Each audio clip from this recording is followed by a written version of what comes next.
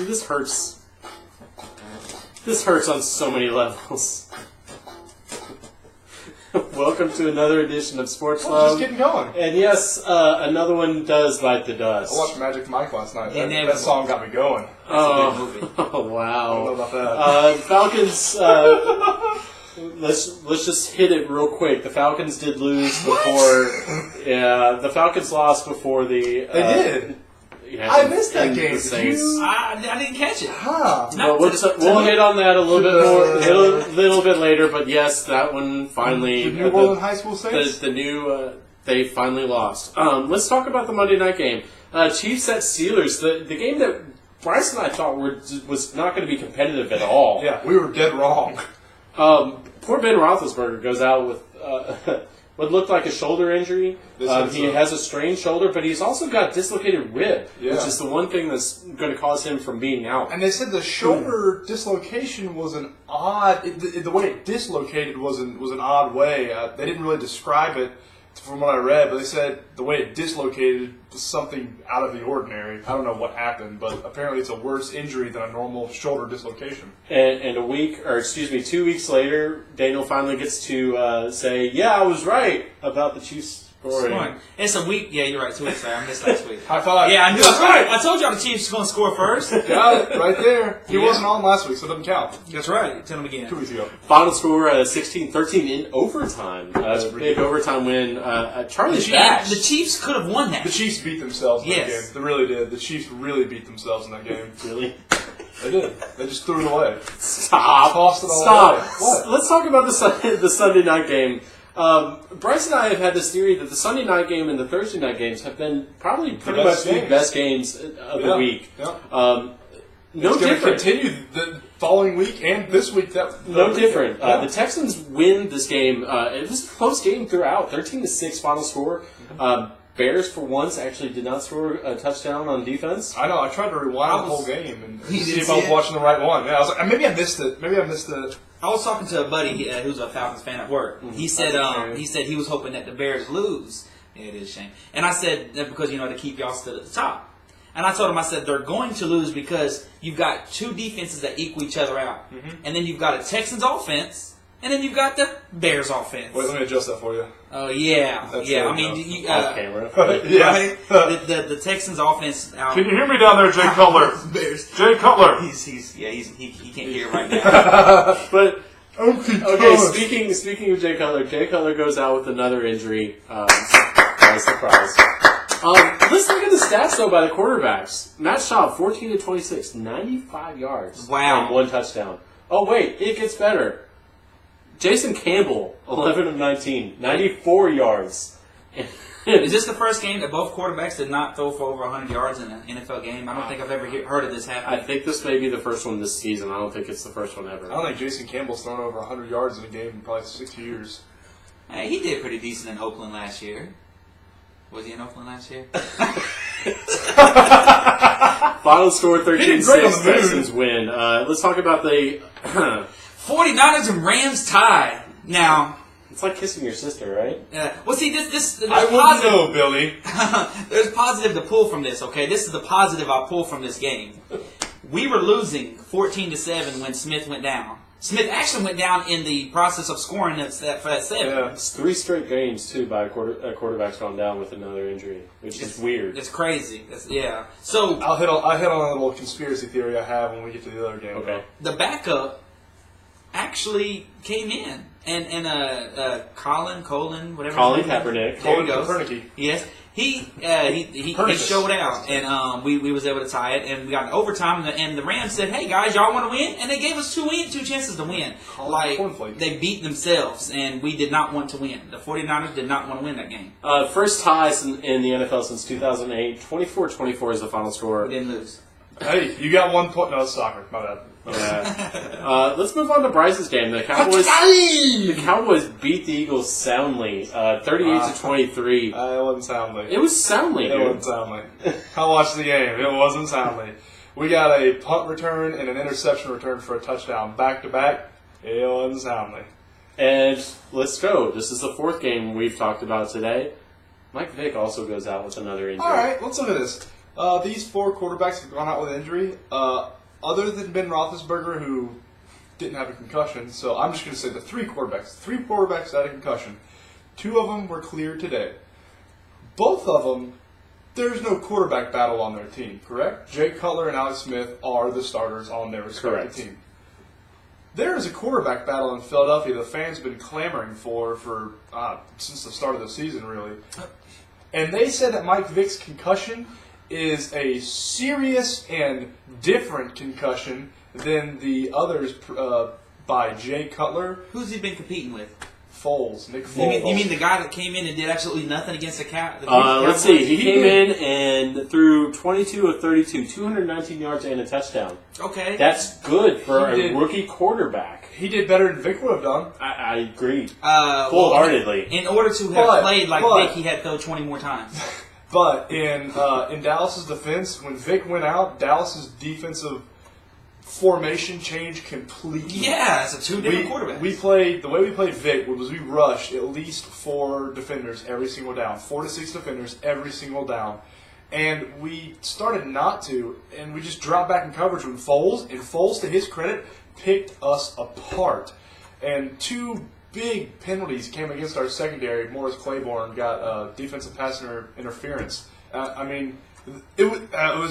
It was an awful game by both teams. We were just the less awful of the 2 teams. 38-23 final score, Cowboys over Eagles. The Seahawks beat the Jets, which we both called 28-7. Jets are spiraling down right now. They need to put their best foot forward and just give a good effort next week. Another Ryan reference. 28-7. Tim Tebow, also in the news, Tim Tebow's teammates are calling him out, saying that he's terrible. He's not a viable option as a backup quarterback. Yeah. They're gonna wake up Has with he played? If you guys really want to hear, our views on this, check out our podcast. They better watch out, because if they don't, they're gonna wake up with lotuses and frogs in their beds. Yes. Let's move on to the Ravens at home against the Raiders. Disturbing. 55. This is the second week in a row that an NFL team went over 50 points. 55-20. Ravens just dismantled. This is the second week in a row the Raiders have given up 45 plus points on defense. That's atrocious. That's Oregon Ducks defense bad. That's ridiculous. Flacco throws for 341 yards, 3 touchdowns. Palmer on the other side threw for 368 with 2 touchdowns. Rice only had 35 yards. What? Yeah. Mm-hmm. Yeah. I don't know. With a touchdown though. So you're still getting 9 points fantasy-wise. Ravens aren't good. Broncos, 36-14 final score over the Panthers. Big win. I just say big win because the Broncos continue to just pad their lead, really, in the West. To me, are a lot like the Houston Texans. Under the radar, they keep winning, they keep quiet, they do their own thing. The Texans did that last year. Mm-hmm. And let's not forget, this was a comeback tour for Fox. What's his first name? John Fox, thank you. Oh. John Fox, the head coach for the Broncos that was pretty much forced out of Carolina. Yeah. And he came back with a resounding win, 36-14. Yeah. Peyton helps when you have Peyton. How does the Peyton Manning team go under the radar? I don't understand. It's very difficult. Well, he's too busy doing Papa John's commercials. He doesn't. Yeah. Which, by the way, are terrific offers. I got a free pizza the other night. I'm just going to shoot that plug in there for Papa John's and Peyton Manning because I got a free pizza. It was yummy. Tampa Bay wins 34-24 against the Chargers. Wow. Yeah, we're talking about a Tampa Bay team who, and I called them dead, and I'll be the first one to admit that I'm wrong. I'll be the first one to say, you're wrong. They look really, really solid right now. Their Their offense is clicking right now. Their defense is getting better. I'm saying they're getting better. Yeah, they're not allowing as much. Better from atrocious is still bad. I think they could probably. Freeman actually took a step back though. 210 yards, passing, 2 touchdowns still. They won the game though. That's all that matters. If the Falcons stumble, slight possibility the Bucs catch y'all. Doubt it. I can see this playing out. Yeah. Let's not look over. Let's not look over. We're about to talk about the Falcons-Saints game. Let's not look over what Matt Chernoff did midweek. Okay, we'll touch on that here shortly. Falcons lose really a heartbreaker, 27-31 against the Saints. A game that the Falcons thought that they had. They probably came into New Orleans thinking, okay, yeah, it's a rivalry game. Yeah, it's a division game, but we've got this. I mean, we're tons better than the Saints. They are. The Saints just came out and played decent defense as far as the run game was concerned. Y'all led the first quarter, and that was it. You trailed the rest of the game. Three things. This is the three reasons why the Falcons lost. A, they couldn't block for anything. Everybody's saying Michael Turner needs to go. Michael Turner is no good. Watch the blocks. He got no help from his offensive line. And that's the thing that Dirk Cutter has come out and said this week. That Number two, the Falcons couldn't stop the run. Chris Ivory and Mark Ingram ran I believe they gave up a total of 162 rushing yards, I want to say, somewhere around that area. And number three, the problems that plagued the Falcons offense last year still plague them this year. They cannot pick 128? 48. 148, okay. The Falcons offense can still not pick up those short yardage plays. They're 7-15 this year when trying to convert on 2 yards or less for a first down or touchdown. I mean, it really stands to show you. Jaquiz Rogers actually led the team in rushing with 29 yards. I was going to say 5. 3 carries. 3 carries, yeah. I was saying, 3 carries. Those 3 carries, he looked really good. But Matt Ryan throws for a career high and franchise high 411 yards, 3 touchdowns. He really did pick the secondary apart. Yeah, he did. And once they stopped... Matt Ryan was doing terrific the whole game, and then they get on 1st and goal, 2nd and goal, 3rd and goal. They throw it once. They try to run twice. What are you doing? This is after Gonzalez has already scored 2 touchdowns. Yeah, I agree. I don't... Gonzalez, I know they tried Gonzalez once. Go to him again. Run a screen. And why are you running the ball? You haven't been able to run the ball all game. It hurt the Falcons. Weatherspoon was out. Hurt them a lot because, boy, Graham took them hard. Yeah. Patriots win against the Bills for how many is this in a row? 375. It was a blowout up until I was like, man, the Patriots got this. And the Bills. I want to look this stat up, and I'll put it on Facebook later, probably tomorrow morning. I want to look this stat up. I want to see how many fourth quarter points the Patriots have given up this year because it's disturbing. They only gave up 7 in this game. It is terrifying how many fourth quarter points they've given up this year. 37-31 final score. Bills are just falling back to the pack again. And I'm sorry for anybody that's a Bills fan. You guys had a good start a few years ago with 5-0 team. Did you expect any less? I didn't. I didn't expect any less. Chan Gailey's job is probably done in Buffalo, unfortunately for Gailey, because I think he's done a good job. Yeah, losing. Vikings continue to do good work. Ponder, as much as, and I've actually got a buddy of mine who's a Vikings fan that just was completely downing Ponder all week during the game. But when you've got a horse like Adrian Peterson to just hand off to and go, here you go. Mm-hmm. Have fun with the ball. It makes the offense look a lot better. This offense, I said in the previous podcast, that this offense, the Minnesota offense against the Lions, looked the best they've looked all year, and they didn't have Percy Harvin, which leads me to think 2 things. A, they're just going to get that much better when Percy Harvin's back and healthy. Or B, was Ponder trying to force it too much to Percy Harvin? Was the game plan too much centered, passing-wise at least? Was it too much centered around Percy Harvin? Did Percy Harvin being out, did it allow Christian Ponder to make his checkdowns, to check each side? Or that just kind of made it curious to me as to why they looked so good without Harvin. And the Lions are garbage. Yeah, they are. Peterson runs 171 yards with a touchdown. Ponder actually threw for 2 touchdowns. It helps with 171 yards. It helps. Jesus. Titans win big against the Dolphins. Who saw this coming? Yeah. This game and the next game we're about to talk about are the 2 weirdest games I've watched in a long time. I didn't know Titans could put up more than 20-something. Titans couldn't stop anybody all year. They couldn't. They had one of the worst defenses. They were up there with the Bucs and the Saints. They had a ferocious defense. And the Dolphins hadn't allowed a 100-yard rusher in 8 games. Yeah. Something And like Chris that. Johnson goes over the century mark, and this was what I thought was going to be the opposite. I thought the score was going to be flip-flop, the way But Tannehill... not even that big. Yeah, I mean, this was... 37-30. I don't have any words. Just Let's move on to the other game that you guys are talking about. The Bengals beat, and I mean beat, handily, the Giants. Finally, Dalton shows up. This is the same Dalton that was last year. This guy's not been here this year. This is the playoff Dalton. Yes. Yeah. What is going on? Dalton throws for 4 touchdowns, almost 200 yards.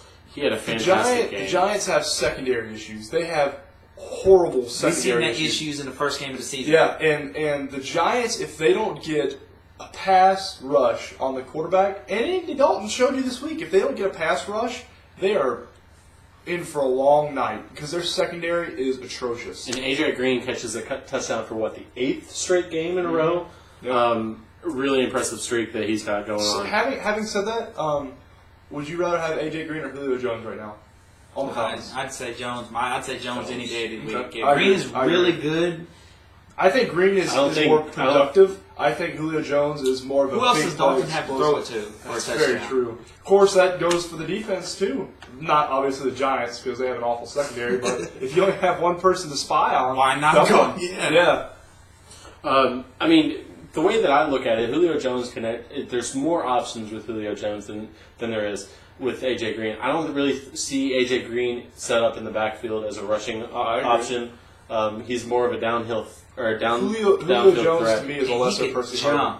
Boy, he can jump. He's a what? Lesser Percy Harvin. Yes, Harvin is better. Give Jones a couple years, but I think Jones will be. Oh, I agree. He'll be up there with Harvin, but this is it's only his second year. That's a pretty big adjustment. But him coming in with a hurt ankle, he showed out. I like that. I'm a fan of Jones. If they had a good quarterback, that'd be even better. Simply joking. Matt Ryan's my MVP so far. Indianapolis wins a big game for them. Andrew Luck. I'm going to get me a shirt. I'm going to get a shirt that says "I love Andrew Luck" because I'm becoming a huge Andrew Luck fan. I got a huge man crush on this kid. I love watching him play 6-2. football. Colts are 6-2, and this is a meaningless Colts. That's why I said it. What'd you hear? They are going to go to the playoffs. Yes, yeah, they might win that division. Andrew Luck has nobody around him, really, other than a 105-year-old Reggie Wayne. And he is just doing work with that offense. This is a rebuilding team, winning. Yeah, and the Colts' defense looked terrific. Against the Jags. But they had their top 2 cornerbacks out and their top defensive end out. Still, Jags are horrible. They're an NFL quality opponent. I wouldn't call them NFL quality, but okay. They get paid to play football, and this isn't Canada, so they're NFL quality. And the Jags are 0-5 at home. But the Colts, 2 big blows. One of their cornerbacks was out, their number 2 cornerback. He's out for the season with some severe case of turf toe. And their second-string defensive end is also out for the season. They just lost him this week. That sucks for the Colts. But that's it for our recap of Week 10. Check back on YouTube for our preview for Week 11. Mm-hmm. For Bryce and Daniel, I'm Billy, and this has been Sports Web.